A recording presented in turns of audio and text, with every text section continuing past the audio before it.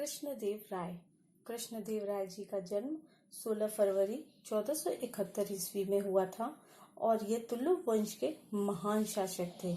कृष्णदेव राय जी के बारे में बाबर ने कहा था कि जब वो भारत आया तो दक्षिण भारत के सबसे महान और शक्तिशाली राजा थे कृष्णदेव राय जी। अर्थात बाबर ने भी कृष्णदेव राय की प्रशंसा की थी। कृष्णदेव राय जी कवि थे और उन्होंने अपने साम्राज्य में कवियों को विशेष संरक्षण दिया। कृष्णदेव राय जी तेलुगु और संस्कृत के एक अच्छे विद्वान थे, जिन्होंने तेलुगु साहित्य का एक नए युग का प्रारंभ किया। तेलुगु साहित्य में कृष्णदेव राय जी को काल को स्वर्णिम काल भी कहा जाता है। कृष्णदेव राय जी की महत्वपूर्ण उपलब्धियों में है अभिनव भोज, आंध्र पितामह और आंध्र भोज। कृष्णदेव राय जी ने अपने शासन काल में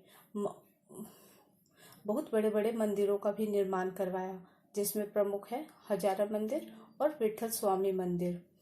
कृष्णदेव राय जी की रचनाओं में सबसे महत्वपूर्ण है संस्कृत भाषा में उनकी रचना है जामवंती कल्याण, जो एक नाटक है जिसकी रचना कृष्णदेव राय जी ने की थी संस्कृत भाषा में। उसके बाद तेलुगु भाषा में अमुक्तमाल्यद की रचना की थी। तेलुगु भाषा में उनका काव्य अमुक्तमाल्यद साहित्य का एक रत्न है। आइए अब कृष्णदेव राय जी के अष्टदिग्गजों के बारे में जानते हैं। सबसे पहले नंदी तिम्मन ने परिजात हरण की रचना की थी। अगले दिग्गज हैं रामराज भूषंडु, इन्होंने नरस भूपाल्यम की रचना की थी।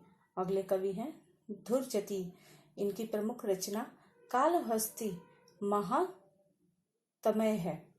उसके बाद अगले कवि हैं माद्देगरी मल्लन, जिनकी प्रमुख रचना राजशेख चरित है।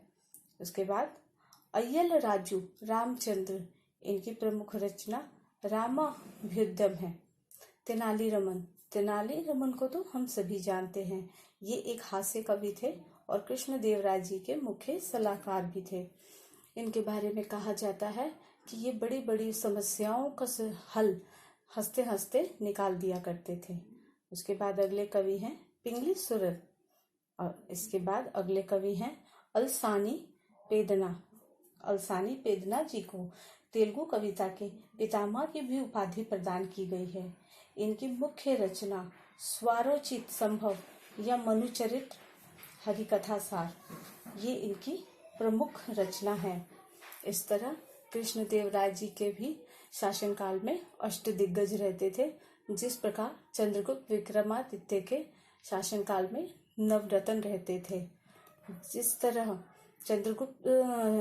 कृष्णदेव राय जी के शासनकाल में तेनाली रमन मुख्य सलाहकार और सबसे बुद्धिमान थे, उसी तरह से अकबर भी इनसे प्रेरित होकर अपने शासनकाल में उन्होंने बीरबल को रखा था। तो ये कृष्णदेव राय जी के अष्ट दिग्गज थे।